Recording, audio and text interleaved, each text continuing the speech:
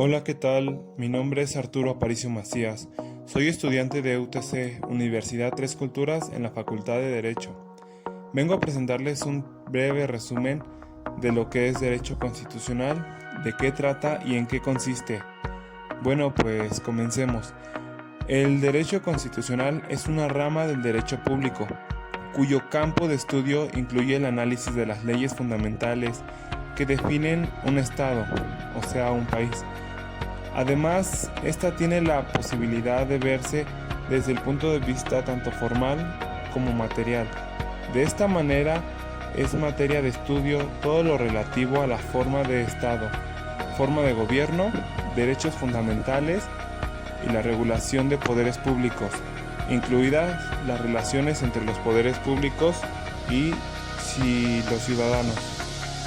El derecho constitucional regula las relaciones entre Estado y entre particulares, pues estudia la ley suprema, bien es la Constitución, que es el máximo órgano jurídico.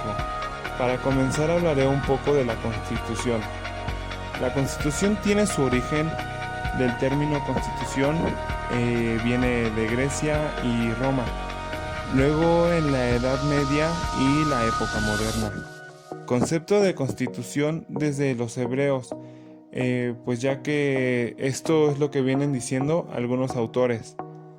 En la antigüedad, desde los orígenes, constitución se ha dicho que es un conjunto de normas jurídicas.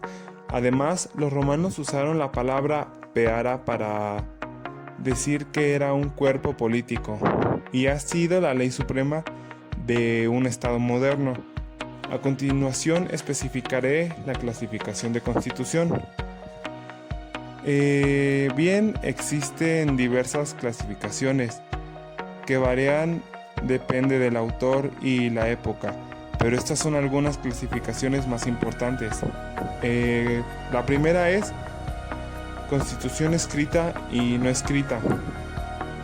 La segunda es la constitución rígida y flexible. Flexible se refiere a que es una constitución que puede ser abrogada, reformada, adicionada, derogada. No tiene como tal una gran dificultad ni un gran procedimiento para realizarlo. Sin embargo, la constitución rígida lleva un procedimiento específico para realizarlo. La 3 es constitución normativa o nominal.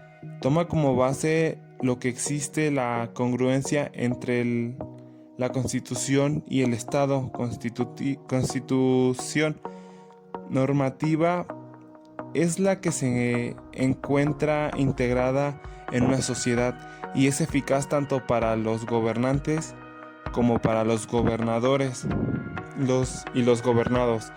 La constitución nominal es cuando existe una coordinación entre el texto escrito y la vida de un Estado. El cuarto sería la constitución semántica. Es cuando los gobernantes tienen dominio pleno y sin control sobre los gobernadores.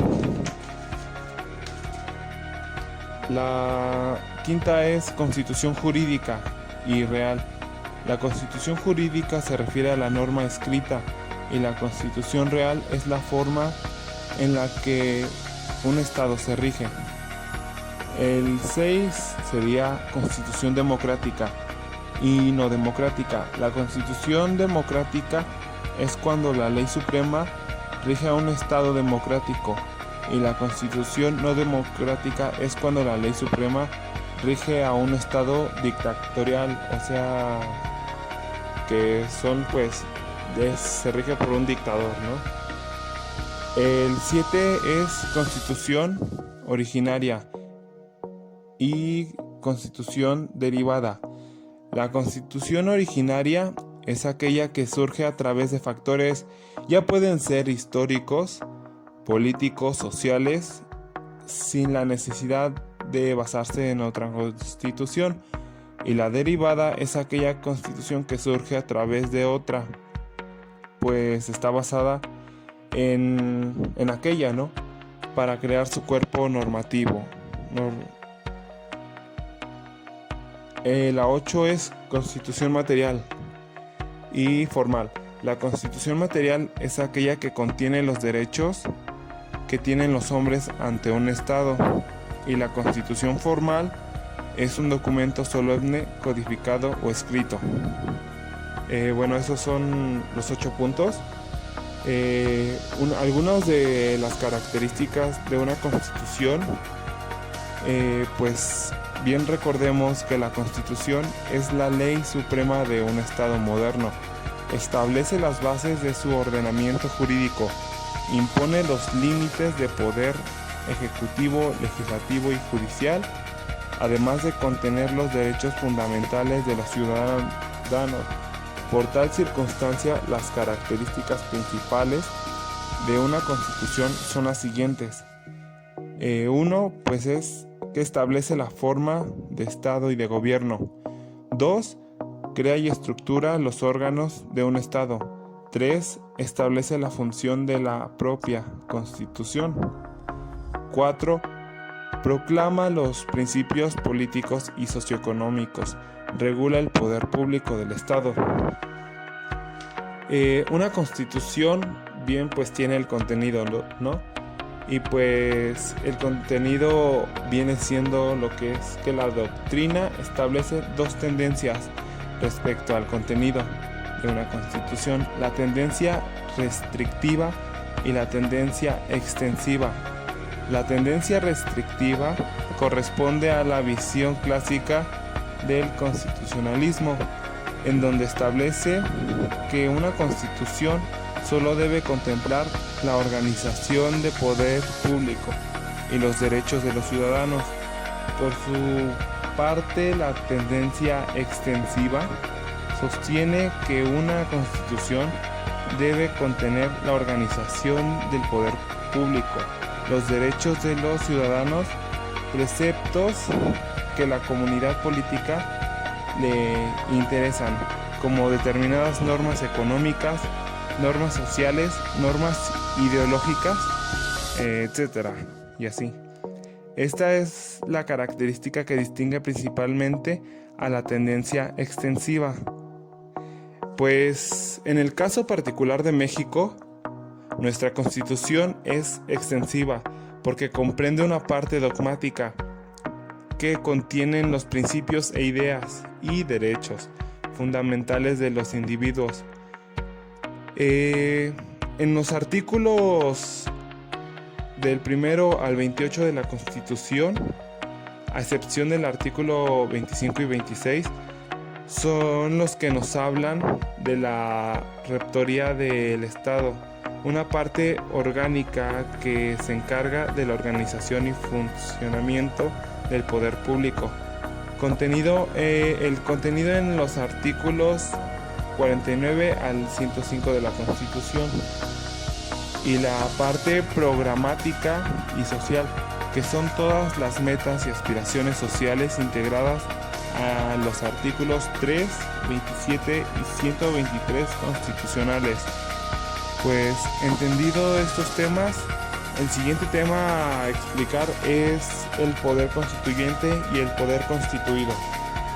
Todo principio tiene un objetivo general, así también la Constitución, que se crea cuando un Estado se independiza y elabora una ley fundamental, o cuando un Estado se realiza una revolución y abroga la Constitución vigente. Un subtema de esto, que es el poder constituyente y el poder constituido, son los antecedentes del poder constituyente. El antecedente del poder constituyente lo encontramos en la Organización Constitucional de Estados Unidos y Francia, en las ideas de Montesquieu con su división de poderes, y en el contrato social de Juan Jacobo Rousseau. El poder constituyente, su definición vendría siendo la siguiente: que como la suprema capacidad y dominio de los pueblos sobre sí mismo, para poder darse sobre su propia voluntad una misma estructura jurídica y un régimen político expresado de una constitución. Es decir, que el poder constituyente es un poder cuya función es la de elaborar las normas fundamentales, y una vez concluido, este poder desaparece. Algunas de las características del poder constituyente pues es, en primera, que es un poder originario; la segunda, que es un poder creador de todo el ordenamiento jurídico; la tercera es que es un poder ilimitado; la cuarta, que es un poder de una sola función; y la quinta es que no gobierna. Y por el otro lado, el poder constituido es también llamado poderes constituidos. Son aquellos creados por la propia Constitución con la finalidad de gobernar, y a continuación les mencionaré unas características fundamentales de este. Bien, el primero son poderes derivados de la propia Constitución. En segunda, que son poderes creados por el poder constituyente. En tercera, que son poderes con múltiples funciones. La cuarta, pues están completamente limitados. Y la quinta es que están creados para gobernar. Pues eso sería todo de mi parte. Muchas gracias por ver el video, por tomarse el tiempo. Y pues, gracias. Hasta luego.